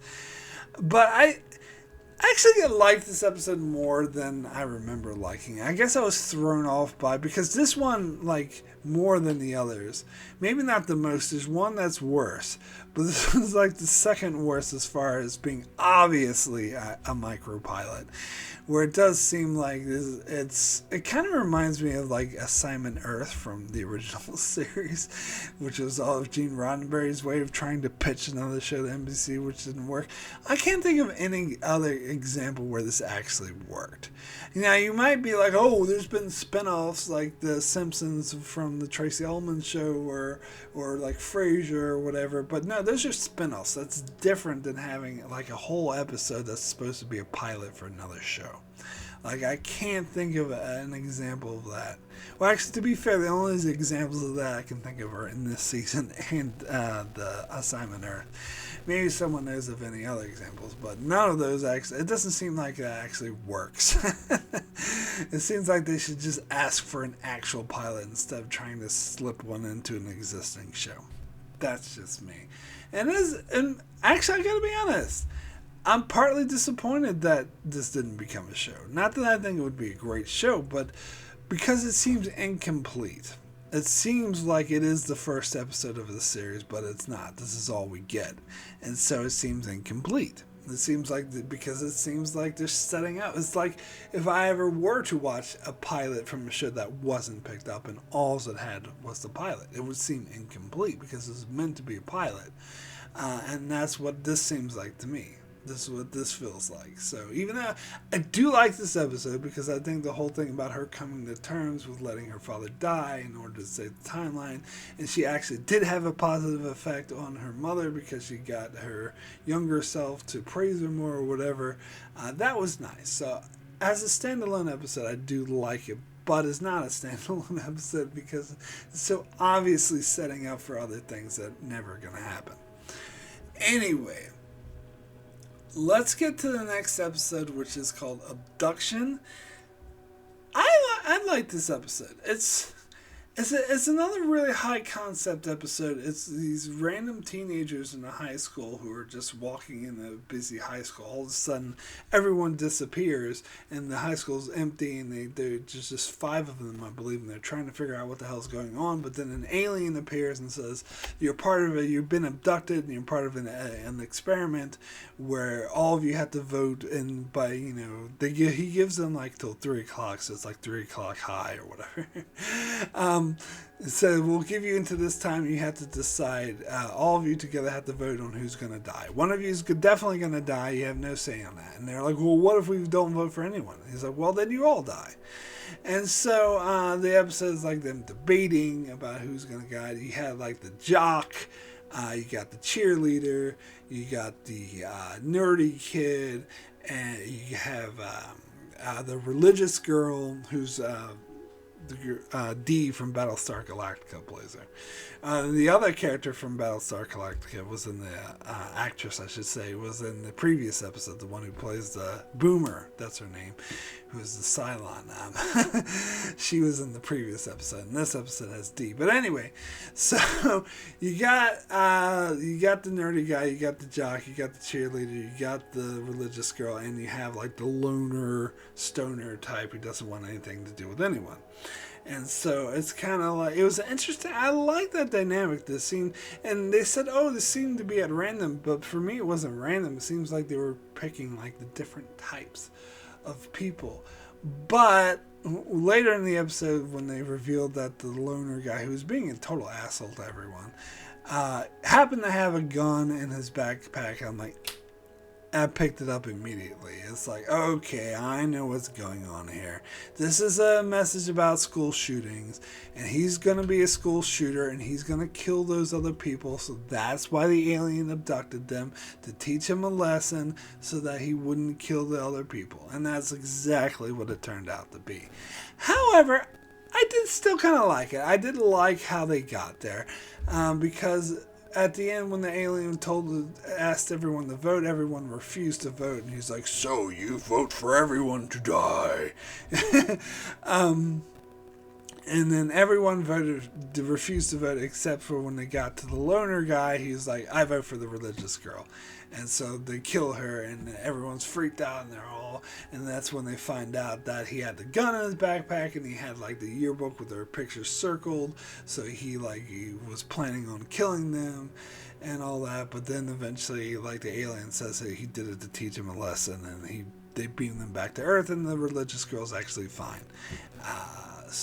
And everyone's fine, but they all learned something from the experience, which, that brings the episode down a little bit to me, because it's a little cheesy because of that. But I still like it. I still think it's an interesting concept to me, so I do like it. Anyway, get to the next episode, which is called Rule of Law. Now, this is the episode I've been foreshadowing. This is the most obvious Micropilot, and this is the one I had seen before. This is the one I had already seen this episode. So the other episodes, the Patient Zero, the Flower Child, and Time to Time, I saw those already on the DVD. But this episode I didn't see from a DVD. This is when I was living in New Zealand, and I wanted to watch The Outer Limits, but I didn't have access to the entire show. The streaming service I had only had season 6 and 7, so I was like, all right, fine, I'll just watch a random episode from season 6 and 7. I believe, and I didn't remember this when I recorded my review for season 6, but I think I remembered it now, that the one from season 6 I watched was the Manifest Destiny one with Michael Shanks, about the found footage one where the alien goes around killing people on a spaceship because they found out that the humans actually wiped out these aliens, so the aliens' consciousness are getting their revenge. And I remember now the whole thing about Cortez, the killer. Like, as soon as they mentioned Cortez, I'm like, oh yeah, I've seen this episode before. So yeah, that's when I watched that, when I was in New Zealand, like 2014 or 15 or whatever, something like that. And I had watched a couple random episodes from season 6 and 7, because those are the only 2 seasons they had. And there was a Manifest Destiny, and there was this one. And this, it's not a terrible episode, but it's what made me think season 7 would suck. I would say, because even though it's not a terrible episode, it's so obviously a micropilot, but it's also the episode that's most non-outer limits. It's most out of place, which is why I think it's worse. Like some of those other micropilots, like the Alien Shop one, or the fucking Android one, or even the Time to Time one did seem a bit out of place, but nowhere near as out of place as this episode. They still felt like I could see them being episodes of the Outer Limits. They still felt like the Outer Limits. This episode does not at all feel like the Outer Limits. At all. And it's also it seems really cheesy. Now, it does feature some good actors. Like, it's starring the dude who played the president in 24, who's now doing, like, Allstate commercials or something. And he's a decent actor. And it had Michael Ironside, who's a really good actor. But I don't know, something about the set design and the script and the way it's written, it reminds me of a really cheesy, like, syndicated sci-fi show. I don't know if there's like a whole bunch that were in the late 90s, the early 2000s, where you're just throwaway that just, you should watch a couple episodes, it's like, this is just a cheesy syndicated sci-fi BS. And that's what this episode felt like. And it's obviously a pilot, like beyond obvious that they're setting up this whole world. So, all right, the concept of this is like a frontier colony that humanity has colonized, and they live sort of in peace with other aliens, but they're kind of at war with the aliens and the indigenous inhabitants of this planet, which is a beyond obvious analogy for Native Americans. And so, but the whole thing has a Western feel to it. It's basically, they're trying to do a Western in space. Like, so the aliens are just stand-in for Indians, and the main character, the president from 24, who's like the judge, he's a stand-in for the sheriff, and the frontier town, the colony is a stand-in for a frontier town. So it's all too very obvious, and I'm not a big fan of Westerns, to be honest. And so it's all about the judge coming in and being like, "Oh, I'm the judge, I'm taking control here." And he's like, I like the character, and the actor has said it was good, and how he said, at first he's like, enemies with Michael Ironside, who's like the military commander at the colony, but eventually by the end of the episode they become friends or whatever. And then there's this robot character that was sent to, it's so obvious that they were trying to spin this off into another show. This is the most obvious micropilot, and that's why I think it's the worst. Not that this would be a totally terrible show if they actually did make it, but it was definitely low budget and cheesy. It definitely had that really cheesy sci-fi feel, which is why it has said at the start of this video why I thought season 7 was going to be totally different from the rest of Outer Limits and just be a really cheesy low budget sci-fi, because I was basing it off of this episode. But basically it's only this episode that does it, though. This is the one that's really out of place. But you know what? It's not a terrible episode. As I said, it was still interesting, and it had interesting characters. But as I said, I can't get too much into it because it's so obviously a pilot for a show that never got made. So obvious. Anywho, speaking of terrible episodes, let's get into the next episode, which is an episode called Lion's Den. And god damn, this episode sucked. I'm sorry, I'm just going to go out and say this. This is terrible. This is kind of what reminded me that this was, came out in the early 2000s.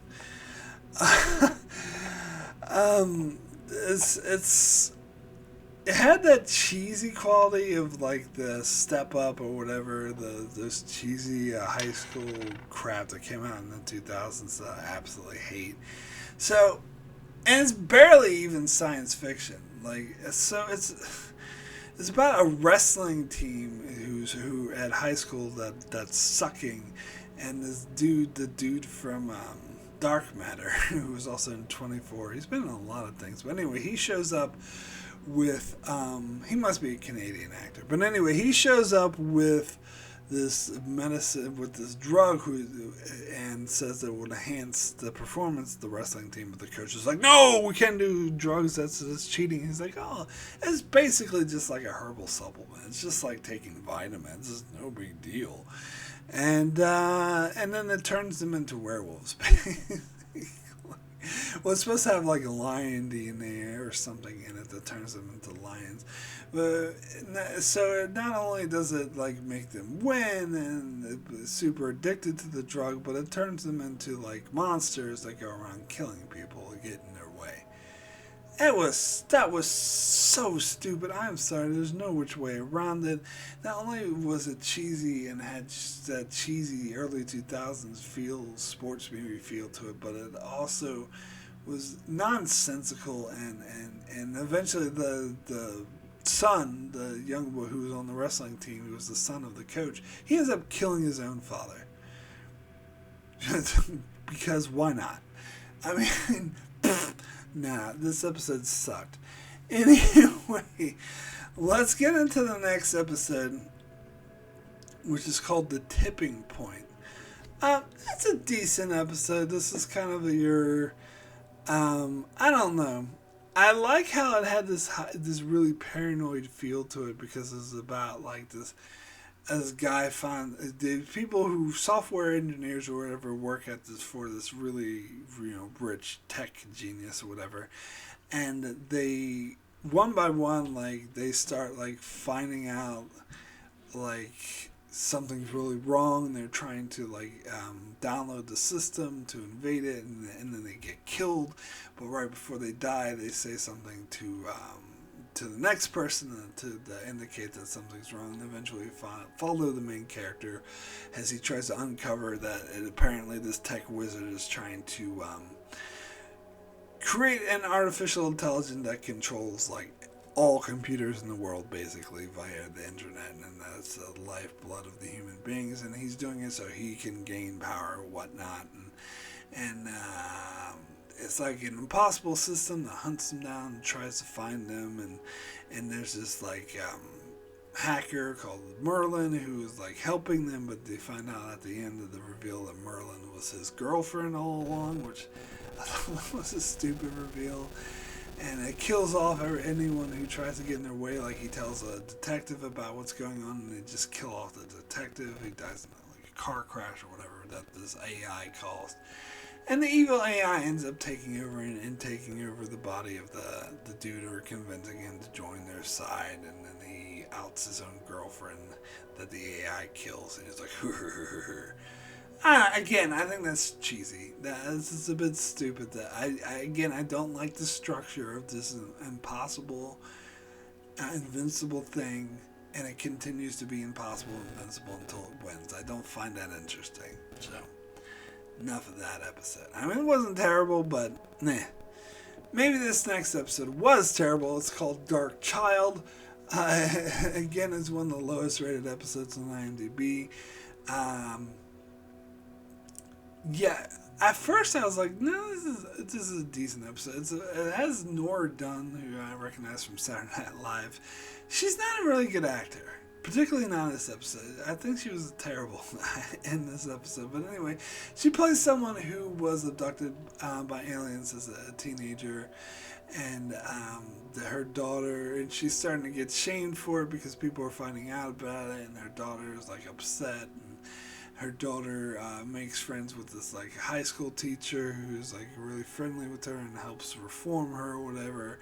And she, Nora Dunn, recognizes the teacher from when she was abducted. So she thinks that he was abducted with her, but then it reveals that he was an alien and that he impregnated her, and he's actually the young girl's real father, and that's why he has the interest in her. And he wants to turn her into an alien and make her the most important thing ever. And then Nora Dunn kills the alien and they get away. That's dumb. I'm sorry. What do I need to say about that premise? That it kind of like speaks for itself of how terrible that is. Like, and I didn't even really get, like, if was his intentions that good? Would it have been a bad thing if he gave her that necklace and made the young girl powerful? Like, because he didn't make it sound like he wanted to wipe out the human race, and it seemed like the mother was just overreacting. But then when after she killed him, they were like, yeah, let's, daughter mother time. And even like that narrating voice is like, you can't underestimate the power of the daughter and mother. Like, really? I don't know. The whole thing was beyond cheesy. Alright, moving on. Next episode is called The Human Factor. So this is the second to last episode of the show. The penultimate episode of the show. Now, as I talked about in previous videos, that for some reason, and I really think this is a dumb idea, and I don't know why the Outer Limits does it, but for some reason, the Outer Limits thinks it's a great idea for its season finale to be a clip show every year. Season 2 was the only exception to this. And they constitute some of the worst episodes of the entire show. And now, it's funny because when if you go back and watch my season 1 review, I was like, oh, the Outer Limits and SG1 actually do clip shows right. A lot of other shows don't do them correctly, but Outer Limits actually does a good job with them. That's before I saw all these clip shows. On the whole, on the face of it, the Outer Limits does not do the clip shows well. I mean, there's one or two examples that actually turned out decent. But why do they keep... And so when I thought it was being canceled in Showtime, as I touched on before, it ended the whole show on this 2-part clip show. And I was like, why do you want to end the show on a clip show? But they're still determined to do so. So even though they get another season, they decide to have not one, but 2 clip shows at the end of the season, which is why I'm talking about it now with the penultimate episode.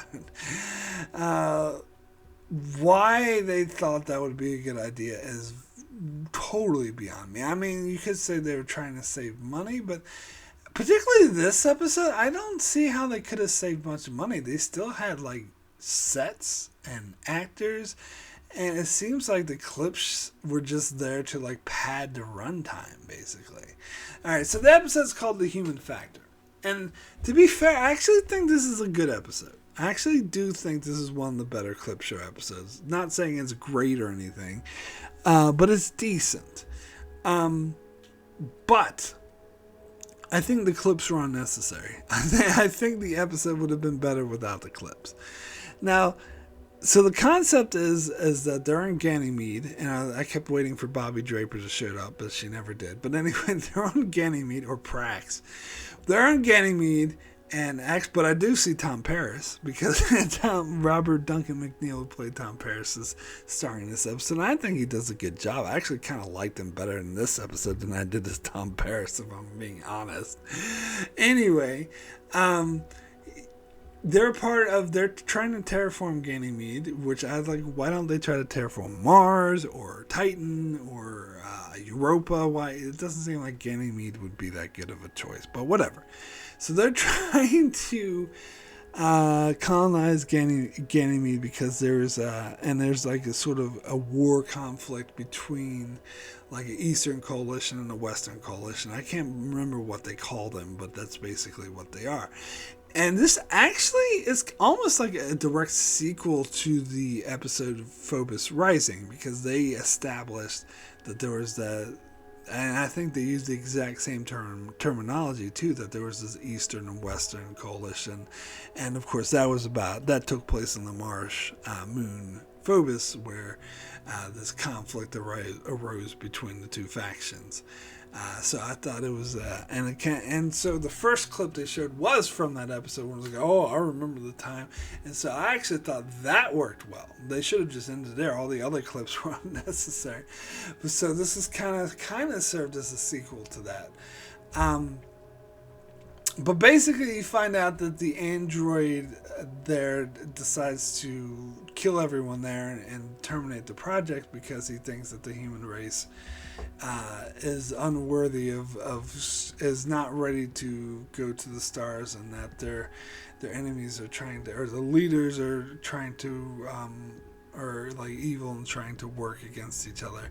Where Tom Paris throughout the whole episode tries to convince the android that the humans are worth saving, there's good, still good in them, and that they're working together to solve. In fact, there's members of, both the Eastern and Western Coalition, and they work together in order to defeat this android. In fact, they sacrifice their own lives in order to defeat the android. And I actually thought I would have liked this episode a lot more if it ended there. I thought it would have been an amazing episode, actually. That Tom Paris is right, that there was good in humanity, that they work together and it shows their bond, and that they can form peace. It reminds me a lot of the movie 2010, which I really loved.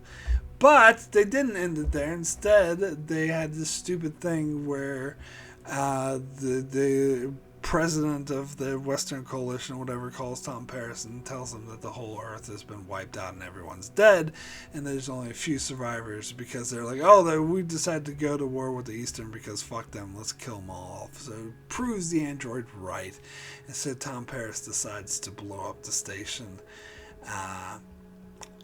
to prevent humanity from surviving because he realized the android was right. I didn't like that ending. I actually would have liked it better if the android was wrong. Because I think Tom Paris made some really strong arguments throughout the episode of why humanity is worth saving.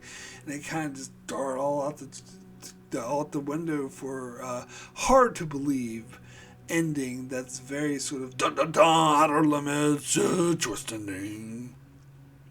Which I actually kind of think hurts the episode. That and the fact that it's a clip show certainly doesn't help. So there was potential for this episode. It could have been a really great episode, but as is a decent one.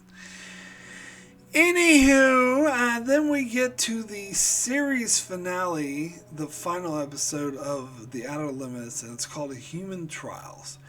And this might as well be any random episode, which, say what you will about that, the final, what's it called? I can't even remember I was going to call it the final insult, but that's a Naked Gun movie. I can't remember what it's called, but the final appeal, that's what it's called. The 2-part ending of season 6 that was meant to be the series finale. And I remember when I saw that episode, I was like, oh, thank God this wasn't the series finale. This was awful. Well, now after seeing the actual series finale, I kind of wish that it would actually be better than what they actually did do. Because again, they went to a clip show. I didn't really like the final appeal. I did think it was really cheesy and unnecessary clip show, but this one was definitely worse. But the one thing, at least the final appeal felt like a finale. It felt like they were trying to make this our final episode of The Outer Limits to wrap the whole show up. There was this sense of finality to it, like they're honoring the show that came before, where this just seemed like another random clip show. And the concept of it was so stupid. So it was about these guys who went to part of a space military or whatever, and they went to the station to train for this very important mission or whatever that they don't even know what it is. And how they train to it is they go into run like virtual experiments or whatever, and basically whenever they would go run their virtual test, they would just show a clip from a previous episode. They would try to make it like the actor from this episode was controlling the character, so they would show the actor saying the same dialogue that the characters in the previous episode said. And that was stupid, and none of these like actual clips, as I said, they didn't really work for like. I didn't buy that they would run these experiments, and it didn't really have anything to do with anything. And then it ends with like the twist ending where he wins, he gets the job, but the job is for him to be tortured forever so that the AI can learn. Like, that doesn't make any sense. I don't know. I don't know. This is just such a terrible, terrible episode. What a bad way to end a good show. It's very disappointing. Still nowhere near as bad as Endgame on Voyager, but still not anywhere near bad. Nothing can be as bad as that, as I said.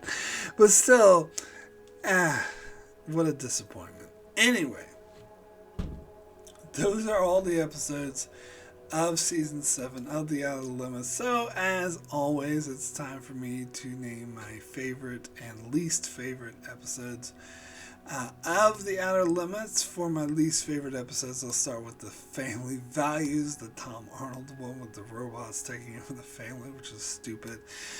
In the Blood episode about the space germs or whatever, the bloodstream, whatever, which is so poorly acted. And then you had the Flower Child, of course, that stupid over-the-top horror one who was like, ooh, evil alien, don't cheat, it's gonna wipe out the human race, da da da. And the Human Trials, which I was just talking about, that stupid clip show that didn't make any sense whatsoever. However, as for the worst episode of Season 7, I'm going to have to give that to Lion's Den, the cheesy early 2000s high school sports drama about these kids that take a mineral that turns them into lions. They take vitamins that turns them into monsters that kill people, and they kill their own father. Stupidest thing ever. Anyway, as for best episode of the season, there's some great episodes too, like Surrogate has a very effective horror story where a woman who thinks she's pregnant is actually being eaten from the inside. That's terrifying. And then Mona Lisa, I actually thought it was a pretty decent episode with the android who makes friends with the woman from Total Recall, and God, Falling Down, great movie. Anyway, and then I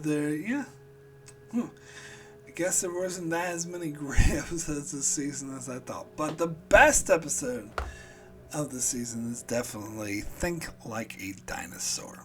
I thought this was it was a well acted, well structured, well written character piece that really does get you in the mind of this character and go through this trauma of having to murder someone in order to save humanity, but then they see that the person's actually still alive. Like, yeah, it's powerful stuff, and it was, as I said, it was a great character piece that was really well acted. So, Think Like a Dinosaur is the best episode of the season. As for my rating for Season 7 of The Outer Limits as a whole, I'm going to give this a 7, very good. Most of the episodes this season were decent. As I said, towards the end of the season, you got a lot of bad ones. Like, most of the bad ones were towards the end of the season. And the better ones were towards the first half of the season. But overall, most of the episodes were just kind of decent, average. You didn't have that many standout greats, and we had one standout great, one standout terrible. But mostly it was fine. So yeah, give this a 7. Anyway, that is it for my review of Season 7 of The Outer Limits. However, my coverage of The Outer Limits has not come to an end. Next month, I will do the top 40 best episodes of The Outer Limits and the top 20 worst episode of The Outer Limits, as well as my overall review of The Outer Limits, speaking of the show as a whole. So that will conclude my coverage of The Outer Limits, which I will do in a month. So I usually announce, which show do I want to cover next, going one season at a time. I've decided to do Star Wars, Clone Wars, and then Rebels after that. I have not seen either show, and as I said, it's doing it this way, doing these reviews gives me an excuse to watch it, because this is a daunting task, because there's I don't know how many seasons, like like 22 or 25 episodes per season. That's a daunting task. So the only way I could ever find time to watch all that, even if the episodes weren't only a half hour, which I'm not sure they are, but the only way I could ever find time to watch something like that is to do reviews like this. So that's what I'm going to do. I've heard good things about Clone Wars. So I'm curious. Going to reshape the way I look at the Star Wars franchise, which I'm all for. They made a lot of references to these shows in The Mandalorian, so I'll be interested to turn. And in fact, my sister recently told me that she liked Clone Wars better than The Mandalorian. So, I'll check it out, see how I like it. So in 2 months, I'll start covering that. But next month, of course, I'm going to finish off my coverage of The Outer Limits. So be sure to check that out. Anyway, thanks so much for sticking around these insanely long videos and watching this. And my coverage of The Outer Limits, I thank you so much, especially for those who hadn't seen the show before, or all of it, and who are watching this anyway with me. It's very much appreciated, even though I probably did spoil all the good episodes. But you should check out my top 40 best, because I'm going to get into the episodes. If you haven't, especially if you haven't seen the show, I'll show you what episodes are worth it. So that's it for my coverage of Outer Limits Season 7. Be sure to check out my channel as I cover many other shows like Star Trek The Expanse, Better Call Saul, and more. So be sure to subscribe so you can keep up with all of that. And thanks a lot for watching.